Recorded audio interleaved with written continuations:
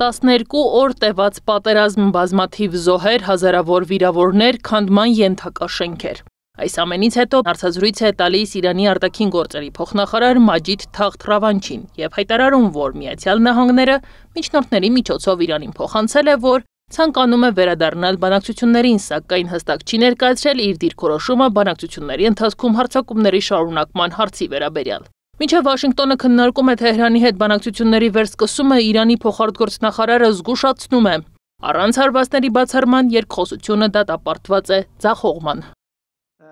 Մենք պարզապես ինքնապաշտպանվում ենք։ Թեև միշտ առաջնային ենք համարել դիվանագիտությունը, սակայն չենք կարող բանակցել սպառնալիքների ներքո։ Չենք կարող բանակցել, երբ մեր ժողովուրդն ամեն օր ռմբակոծման տակ է։ Մենք ոչ մի բան չենք աղաչում։ Մենք պարզապես պաշտպանում ենք մեզ, ու մենք ունենք փորձ 1980-ականներին 8 տարվա պատերազմ Սադամ Հուսեյնի ագրեսիայի դեմ։ Իսկ հիմա պաշտպանում ենք մեզ իսրայելական ռեժիմից, որին աջակցում ու պաշտպանում է Ամերիկան եւ ուրիշները։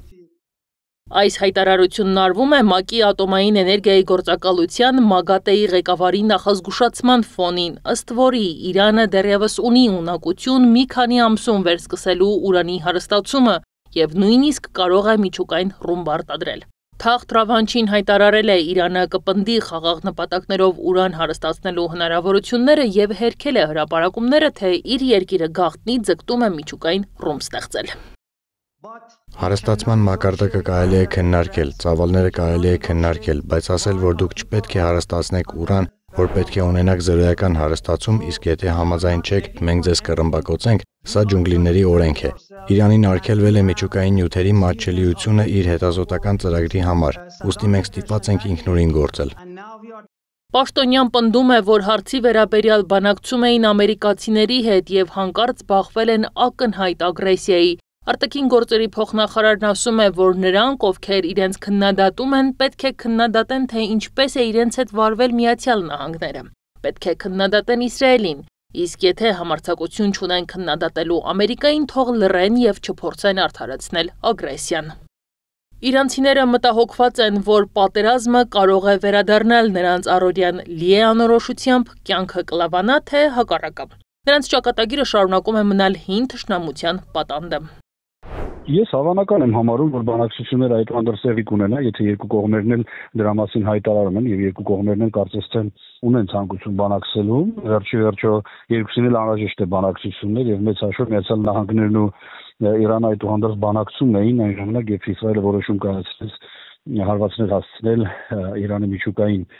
օբյեկտներին եւ Միացյալ Նահանգներն էլ տասնօրեն ստիպված եղան ներքաշվել այս գործընթացի մեջ եւ ստացվեց այնպես, որ բանակցությունները Միացյալ Նահանգների եւ Իրանի դադարեցրեցին, բայց նույնիսկ այդ ժամանակ Սամպը պնդում էր, որ իր համոզմունքներ, որ պետք է բանակցել Իրանի հետ։ Իրանն արդեն տեսել է, թե ինչ ռազմական ճնշման կարող է ենթարկվել Միացյալ Նահանգների եւ Իսրայելի համատեղ ազդեցությամբ։ Պաշտոնյանն ընդգծում է, իրենք ստացել են մասնավոր եւ հրապարակային ուղերձներ, որ Միացյալ Նահանգները առայժմ չի ցանկանում նոր ռազմական գործողություններ։ Մեծ հաշվով Միացյալ Նահանգները այստեղ պասիվ աջակցություն է ցուցաբերում եւ ռազմական գործողությունների կամ պատերազմի կողմ դասական առումով չէ։ Դա իհարկե չի նշանակում, որ կողմերը ոչինչ այլևս չունեն բանակցելու եւ ոչինչ չկա բանակցելու, որովհետեւ պատերազմ է եղել, սովորաբար պատերազմից հետո կողմերը նստում եւ բանակցում են եւ սա հենց այդ դեպքերից է։